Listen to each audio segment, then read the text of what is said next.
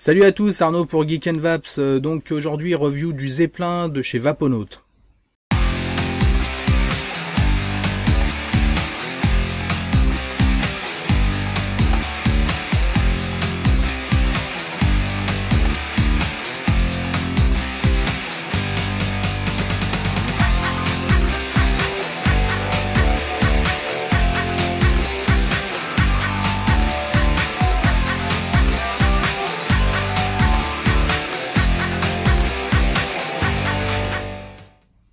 Donc pour commencer cette vidéo, j'aimerais envoyer déjà un remerciement, un très gros remerciement à Lolo, qui a réalisé le nouveau générique que vous venez juste de voir. Donc Lolo, merci à toi, franchement c'est un super boulot, j'adore. Donc pour ceux qui ne connaissent pas Lolo, c'est un peu l'homme dans l'ombre du Vape Show. Celui qui, entre autres, a réalisé le site. Donc, merci à toi, merci pour tout ce que tu fais, et merci pour ce super générique. Voilà.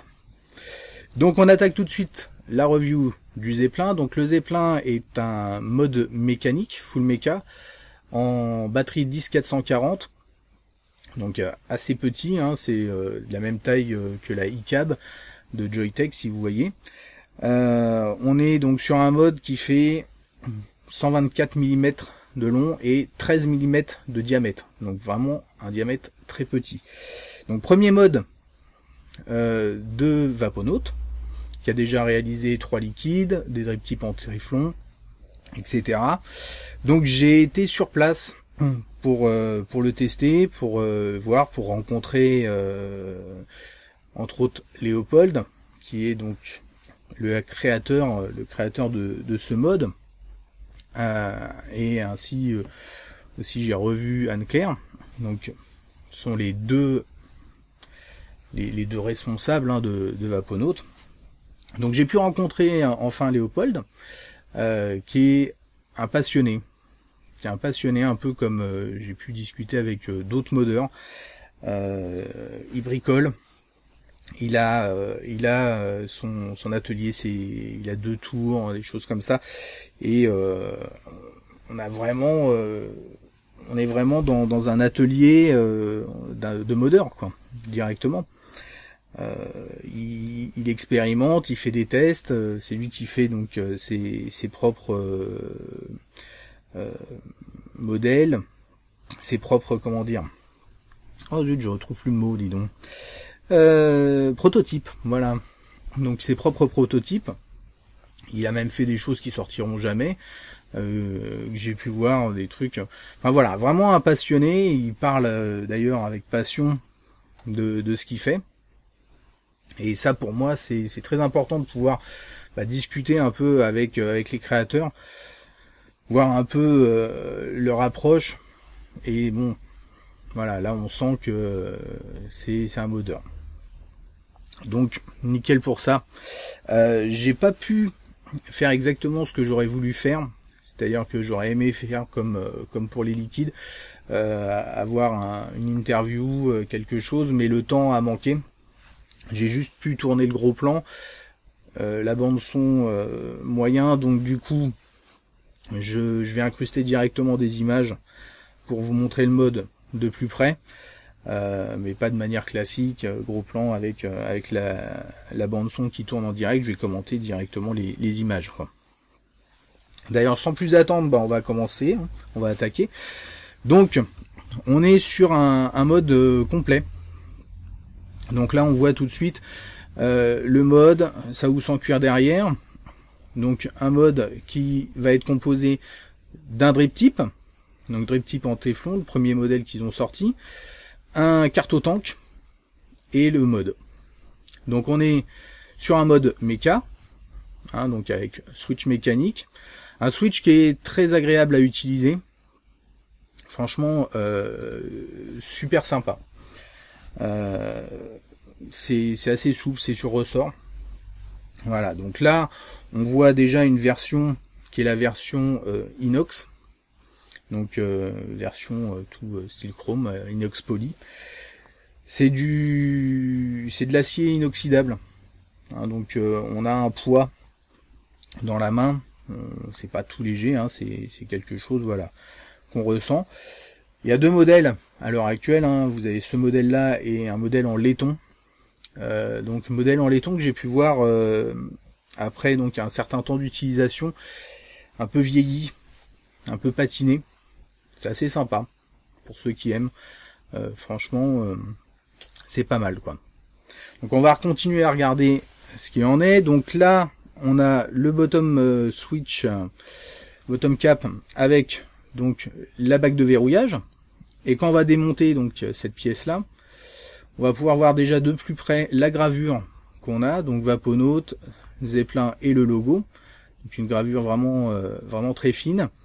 Et sur la bague, donc tout un tas de symboles qui ont qui valent tout quelque chose, et ça donne une impression de grippe. On a le numéro bien sûr qui est le 001, donc le premier modèle créé.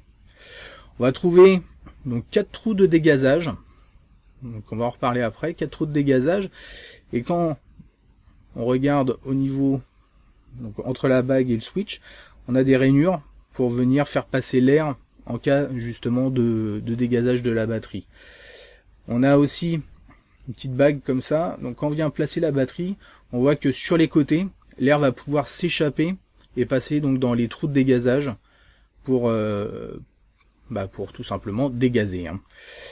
Une petite chose à préciser concernant ça, c'est que à l'heure actuelle, donc les batteries 10440, et c'est ce qui peut paraître un peu ridicule, mais ne dégazent pas.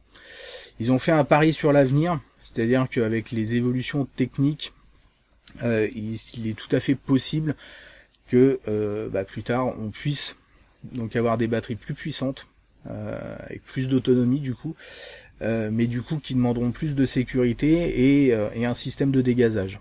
Donc le mode est déjà équipé de ce système-là. Puis bon, je pense que ça permet aussi d'expérimenter un certain nombre de choses pour d'autres modes éventuellement à venir, d'une taille différente. Par contre, on a vraiment ce bottom cap, on voit vraiment il est travaillé, quoi. Il est très bien travaillé, il n'y a rien à dire. On a une pièce nickel. Donc rien que ça respire la qualité, et ça fait plaisir. Puisque des modes méca, j'en ai eu pas mal dans les mains, des modes plus ou moins onéreux. Là, on a quelque chose vraiment de qualité. On va continuer à regarder la suite. Donc, on a ensuite donc le corps principal, le corps principal du mode, avec la gravure du Zeppelin. Donc, comme je dis, hein, un corps assez lourd. Donc, c'est de l'acier inoxydable, hein. Donc nickel, rien à redire là-dessus. On a le top cap, donc on dévisse, donc connexion 510 avec, donc on va pouvoir la retirer complètement. Donc on a les arrivées d'air qui fonctionnent très bien. Quand on démonte le connecteur donc 510 qui est plaqué argent, donc pour avoir un maximum de conductivité. Donc plaqué argent. Et c'est ce qui va nous permettre aussi d'avoir tout un système de réglage sur cette connectique. Puisqu'on a deux vis, on a ça et une vis en laiton qui va faire donc la connexion avec la batterie. Donc on vient visser l'atomiseur. Donc on a un joint bien sûr d'étanchéité pour que ce soit bien flush. On vient ensuite visser notre connecteur 510 pour être bien en contact. Et après on va pouvoir faire notre réglage avec la vis en laiton pour avoir un ensemble parfaitement raccord. Donc c'est du principe très simple, mais qui fonctionne bien, hein. Il y a pas de souci, c'est du classique. Encore une fois, la connexion 510 plaqué argent, certainement donc une meilleure conductivité par rapport au test. De toute façon, clairement j'ai pas eu de problème à ce niveau-là. On enchaîne tout de suite avec donc le carto-tank. Donc un carto-tank encore une fois très fin. Donc on va retirer le carto. Donc ça se retire très simplement, très facilement. Ça vient glisser assez facilement, pas trop non plus. c'est suffisamment quand même maintenu par les 2 joints internes. On a donc 4 joints externes pour chacun récupérer les deux caps du tank et maintenir l'ensemble. On a un tank en PMMA qui voilà, qui est tout simple, hein. Il faut bien penser quand vous faites coulisser le tank à maintenir donc votre tank au niveau par rapport au carto, le maintenir au niveau des bagues pour éviter que une bague vienne s'enlever. On remet ensuite tout simplement le carto, il vient se mettre parfaitement sans souci. Avec le drip tip qui est fourni, ça va venir maintenir le tank, donc il n'y a pas de risque qu'il vienne glisser tout seul, quoi. Mais bon, petite chose, voilà, bon, remplissage classique, mais bien maintenir par les bagues métal, donc par celle du dessous, pour éviter de tirer par le dessus, et éventuellement voir la bague du dessous rester sur place et le liquide venir couler sur l'ensemble. Ça serait dommage. Mais bon, moi j'adore les cartes au tank, et c'est vrai que là on a un tank qui est vraiment bien fait, bien fini, quoi. Ensuite, donc, il nous suffit juste de venir réassembler le tout. Donc avec, encore une fois, batterie 10-440. On vient placer tout, système flush, etc. Donc voilà, un mode vraiment très beau, très très bien fini, quoi. Rien à dire là-dessus. J'ai fait un petit montage aussi très rapidement, j'en avais amené un avec un Ibaron pour voir un peu ce que ça donnait, et ma foi c'est plutôt pas trop mal. Ça dépasse bien sûr très légèrement, hein, on a 1 millimètre, mais bon, c'est pas très très choquant, et ça fait un ensemble plutôt pas mal. Comme on est sur un mode méca, on va pouvoir adapter notre résistance correctement par rapport au mode, hein, tout simplement. On finit ce tour d'ensemble tout simplement avec la pochette en cuir, hein, très rapidement, la pochette en cuir qui est fournie, donc qui est très belle, marquée Vaponaute, très très bien fini. Le mode vient s'insérer sans problème là-dedans, donc ça vient fignoler en quelque sorte notre kit parfaitement.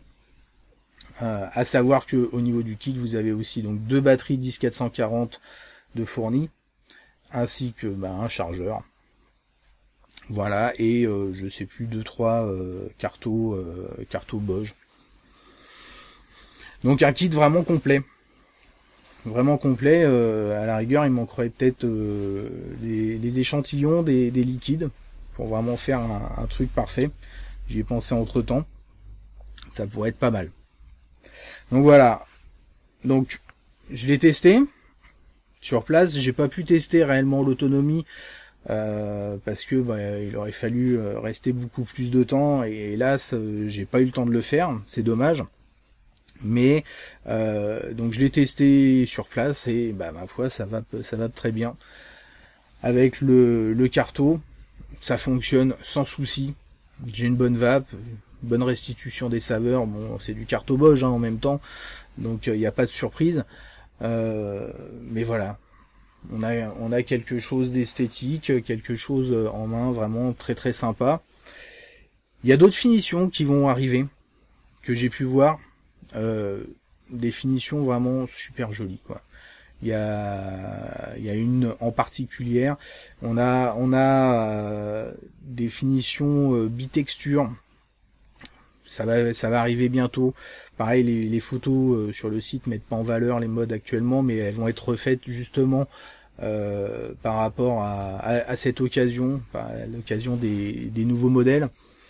Je sais pas combien ils seront, mais franchement, ces nouveaux modèles, ils sont, pour moi, je les trouve super beaux et un peu plus originaux par rapport aux 2 premiers modèles où on a des finitions plutôt classiques.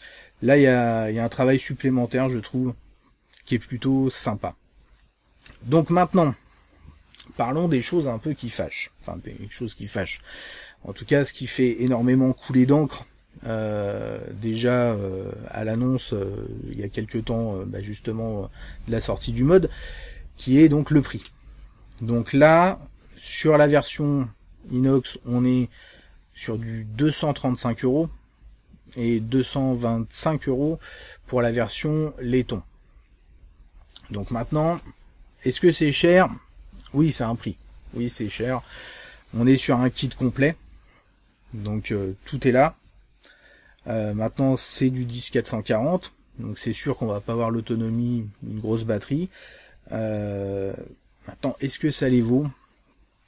Par rapport aux autres modes qui existent dans ces tailles-là, je pense qu'on est à peu près dans les prix. On est à peu près dans les prix parce que on a quelque chose de complet. Quand je vois la qualité de finition et quand je vois ce que font les autres, on est à peu près cohérent. Peut-être un poil haut, mais bon, c'est vrai que ils ont voulu faire vraiment un kit complet. Alors ça, là où sans cuir, etc. Ça fait augmenter le prix, forcément. Et du coup, on se retrouve avec un ensemble assez onéreux et qui va pas forcément être accessible à tous.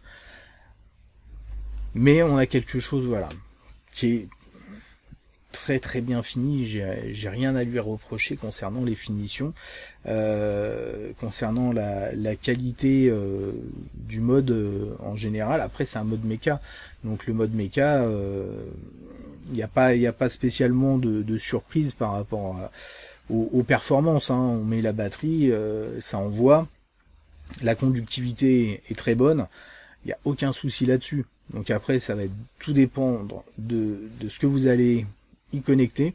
Le carto Boge, en l'occurrence, donc en LR, donc on est sur un carto taille standard 35 mm, fonctionne bien. Par rapport à ce que j'ai l'habitude d'utiliser sur les cartos, pour l'avoir testé, ça fonctionne, il n'y a pas de problème là-dessus. Donc pour moi, c'est un bon ensemble qui coûte cher. J'ai pas forcément les moyens de me le payer, ça c'est clair. Mais pour quelqu'un qui veut un mode ou qui veut quelque chose de plus sympa qu'une Ego et qui est pas prêt à partir sur un mode de ces tailles-là, quoi, ou un Bagua ou quelque chose comme ça, et il y en a, on peut aussi se faire plaisir avec quelque chose de beau, de petit. Moi, c'est quelque chose, voilà, que je verrais très bien pour les dîners en famille, par exemple, où j'ai pas forcément envie de trimballer un gros mode. Ça, c'est déjà plus discret, et ça suffit bien amplement pour un dîner, à la rigueur de batterie pour être sûr. Et voilà, tout dépend comment vous vapez, mais bon, je pense que si vous êtes un dîner de famille, vous n'êtes pas en permanence en train de vaper, vous mangez, vous buvez, etc. Hein. Donc voilà, donc je sais que c'est controversé, qu'il y en a beaucoup qui ne sont pas d'accord avec ce type de produit. Moi je dis voilà, il faut tout type de produit. Maintenant, le prix pour moi est plutôt cohérent par rapport à la finition, par rapport à la qualité. Je vois pas de problème. Je vois pas de problème concernant le prix, même si ça reste assez cher. Voilà, on va arrêter avec le prix parce que bon de toute façon le prix, hein, c'est le prix qui est donné, c'est le prix qu'on lui met. Comme une paire de chaussures, voilà, il y a des paires de chaussures à 15 balles et il y a des paires de chaussures à 150 balles. Est-ce que ça vaut autant de plus? Est-ce que ça vaut 10 fois mieux? Pas forcément. Donc là on a quelque chose, franchement, en tout cas pour moi, qui est vraiment de qualité. Voilà, écoutez, je pense que il me semble avoir rien oublié, hein, on a fait le tour. Donc sur ce, on se retrouve très vite pour de nouvelles aventures. Merci d'avoir regardé cette vidéo, et en attendant, une très bonne vape à tous.